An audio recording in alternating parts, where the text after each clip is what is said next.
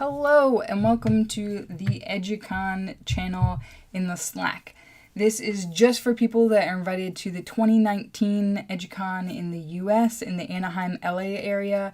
I'm Jacqueline, in case any of you haven't met me before, and I want to go over some of the history of EduCon, like what happened last year and some ideas for what we have for this year.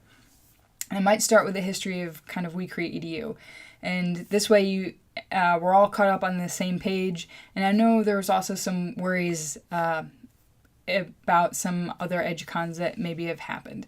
So I just want to be transparent and get everyone the same amount of knowledge. So as for how We Create EDU started, I was looking around for places that would tell me how to become a better creator, like forums and stuff. I couldn't find many. Mostly it was, how do I get more subscribers? How do I go viral? Then I went to VidCon and they had a creators track for the first time. Met other creators, loved talking with them, and wanted to continue the conversation. So of course I started a YouTube channel. I had no idea what it was going to become, so I didn't want to be too distracted from my own channel. I gave myself one day to come up with a name, start the channel, all the social media, all that stuff, and then I invited 10 people to join. So that's what We Create EDU started as, 10 people that I had met at VidCon. And now it's almost 300 people, I think. I have a list over here of stuff to go over with you. So yeah, that's how it started, and it was obviously mostly online, and a lot of us still went to VidCon together. And I wanted some kind of conference that was maybe more focused towards just educational creators. And Tim, the other half of SideJoy, and I were talking about how we could do that with We Create EDU. We thought maybe it would be too expensive in person. Maybe we could have just a weekend of Google Hangouts, so we were all talking at the same time instead of this disjointed Slack community, which is great for most of the time, but just a couple days where we're all talking and with each other at the same time. And we thought, yeah, that would be nice, but it would be way better to be in person. The business models for those are like VidCon, EduCon, ClaimorCon, or VidCon, ClaimorCon, ThinkerCon kind of business models are you have a small subset of featured creators and you fund them by having sponsors and or a larger base of fans and community that pay tickets. And we didn't really want to do that because that really limits the number of featured creators that you're going to have. We also thought about like regular conferences, you pay a large fee to get in, and that's a limiting factor too. So we were still trying to figure out how to do this, and around that time Brooke Miller had reached out to me. It was right before VidCon, and she said that a bunch of teacher YouTubers sometimes get together in like hallways and stuff in the conference at VidCon, and they have meetings, and maybe we could all, as We Create EDU, pitch in a couple bucks and rent out a conference room. Brooke and I told this to Josh, and he thought it was a great idea and he might have some funding in his budget, and he got us a little ballroom, and I think it had like 4 round tables in it. And we asked the community who would like to come, what are your biggest problems, and then lumped them into 4 different groups, one for each of the tables that we had. And we talked about that kind of stuff for about 2 hours. Malik came, he gave a keynote. This isn't EduCon, this is pre-EduCon. Malik came, he gave like a talk to us and answered some questions, and then we had a happy hour that was much longer than an hour with drinks and hors d'oeuvres, and Josh invited some larger creators. I didn't think they would want to be in the beginning part because we'd all have different issues and things, but a lot of them came up to me and asked why they weren't invited to the first part, and we thought, well, maybe we can get all of the community together and build some kind of day for them. And Josh and I formed EduCon from there. It was a spark, and then the We Create EDU community helped form what it would actually be. So we wanted it to be very, very community focused, not just panels of people talking at you, which is great for VidCon, but this is a very specific community that we wanted to strengthen. So we wanted workshops.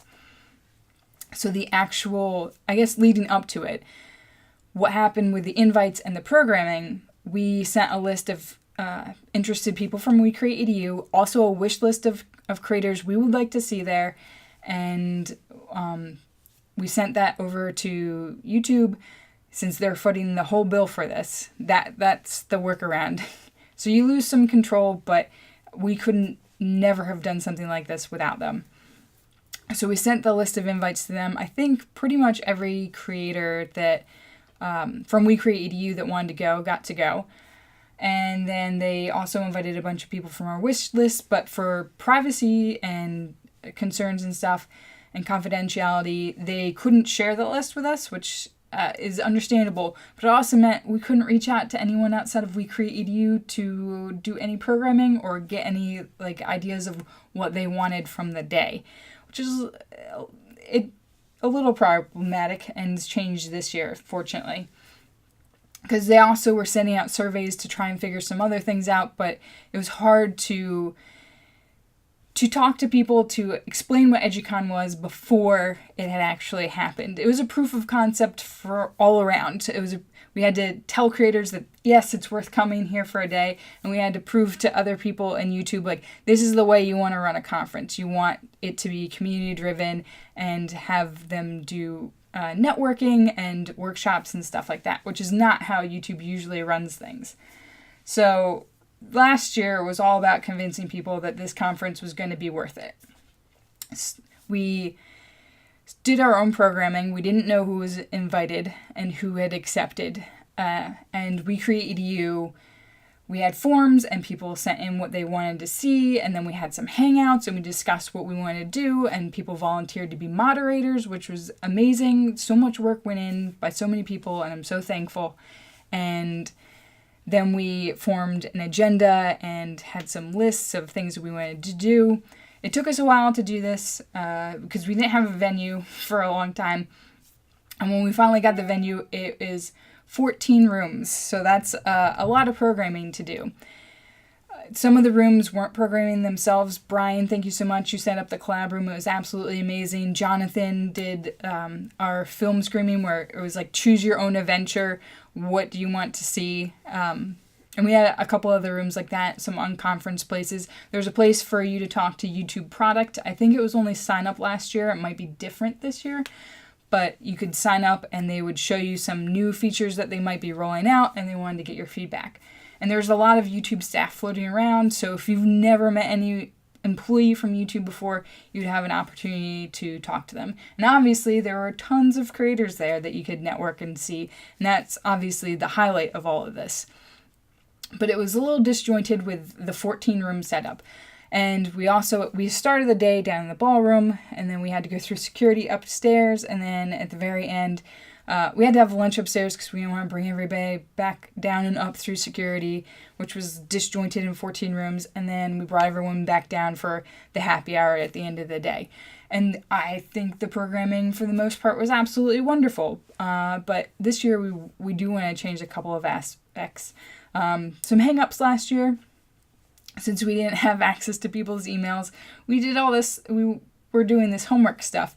So we wanted to set up mentors with each other, and we wanted to swap scripts ahead of time, do channel reviews ahead of time, things like that, which we thought we were going to logistically be able to do with YouTube, but in the end it kind of fell apart. But this year, I'm under contract with them, so I can see more of that. I have to finish signing some contracts and go through some training and stuff, but I should be able to communicate more of that if we want to do homework, and also get a larger view of what people want for programming, which is going to be very helpful. We want to have a lot of workshops still and a lot of structured and unstructured networking, but we're also adding in activities that we can do all together. I guess that's kind of still networking kind of thing a little bit, but just like things that you can do, and kind of more panels, not a lot, just a few that are just like actionable items for people. And we want to make sure that we have enough content for large to small creators, and by large I mean like complexly sized kind of things. So we want to help you on your growth journey too. And I think that's a lot with the programming that's going to be different. We're still working on it. It's in the very beginning stages of that. I'm starting to, you guys are giving feedback. Heather's reviewing it, and she's getting more information from the space we're going to, which will be revealed to you in the official invite, and finding out how much how many people can be in each of the different spaces, and that's going to dictate what kind of programming. And in this Slack, we're going to talk, in this channel specifically, we can talk a lot more about programming. Please let me know what you want through the form. That way the whole group can see it. It's not just me, it's other people at YouTube that are working on this too. And that's probably the most helpful way, but we can also talk some in the Slack. So that's going to be different. The invites were different this year. Last year, there was also a public form that was sent out. The invites are a little different this year. It went through me to them like last year. Partner managers are also inviting a lot more people. And there's no public call. And in the future, I know in the future, at least for the US, it's probably going to stay that kind of way. It might be a little bit different. We might, because there was so much confusion and people were nervous about being accepted or not, I can try and have us do it earlier, but there's so many moving pieces with this. I don't know how much earlier we can get it, at least hopefully before VidCon early bird tickets. And we'll have probably more rules or requirements about what channels, because as this grows, we're not going to be able to accommodate everybody. We Create EDU is still going to have a large chunk of people going to it every year, since we are the community that started this. But we might have to part down based on how active people are. There are some people that applied this year that haven't been in the Slack in over a year, which they weren't approved to go through because we have limited slots, and we want people that are active and giving back to the community to go. So that's going to be probably one of the standards going forward. We want lots of small creators to go. And that's how We Create EDU kind of gives back to YouTube, is we're able to be a few people talking on behalf of 300 people, because they don't have the bandwidth to support 300 people individually. I know there were some issues on other EduCons. Like I said, this first EduCon that happened last year was a proof of concept. We were brute forcing it. Some of us were out with Josh buying Post-it notes and folders the day before and staying up till midnight or 1, like trying to get everything together. This year we have an agency. That should be a lot better. And I was so completely burnt out after last year that I didn't help with the other EduCons. There was one in Mexico, Brazil, London, and India. Each partner manager for the learning vertical in that area ran it. They talked to their community and decided what they wanted. But nowhere else has like a We Create EDU. That's why they flew me out to India to try and find somebody there that would be the Jacqueline that would start a We Create EDU. So it's different in other locations. I'm only really helping with the US one. So if you ran into some issues in London or India or whatever one you tried to attend, that would be why. There might be a rule in the future, we're trying to figure this out too, that you might only be able to attend one EduCon. But we said that's only fair if you tell us what EduCons you're having in the beginning of the year. So we'll see. So I hope that clears up a lot of the confusion around different things. And the programming is really my focus this year. I do not like working with the invitations. I don't have access to that kind of stuff. I have access to the program stuff. So if you responded to the programming, I have access to that email, but I don't have access to just like the invitation system. That's run by the agency. So I'm not working with that part. So if you have any problems with that, I'll put a link to the email address that you can contact down there. So they're the people you want to talk to. I can't do anything with that. I would just probably be emailing the same people as you are. If you have programming stuff, that's where I can help you. I think that's mostly it. I'm very excited for this year. I think it's going to be even better than last year. If you guys have questions, let me know. I will try my best to answer them. And in this channel, we can coordinate if people need hotel rooms. We're trying to get a shuttle that goes back from LA to Anaheim at the end of the night. As long as enough people have signed up for that, I think they're going to get it. I asked them to get one that goes in the morning, but that seemed more difficult. So maybe we can coordinate rides. I also asked if they're going to have hotel rooms blocked off. They looked into it, and they would have to have like a guaranteed number of people that were going to sign up, and they couldn't get that, so they couldn't get a block of hotel rooms in the area. I know that it's like annoying a little bit that it's in LA. Believe me, I have gone to VidCon a bunch of times. I like just taking my little shuttle and going to Anaheim and just walking around and staying there and then taking the shuttle back. But I think where we're going is going to be worth it compared to what we could get in Anaheim itself. And I hope you all feel the same way. And in the future, I mean, EduCon is a thing that's evolving and growing, and we hope to get better and be more and more valuable to you every single year. So I can't wait to see you guys all in LA.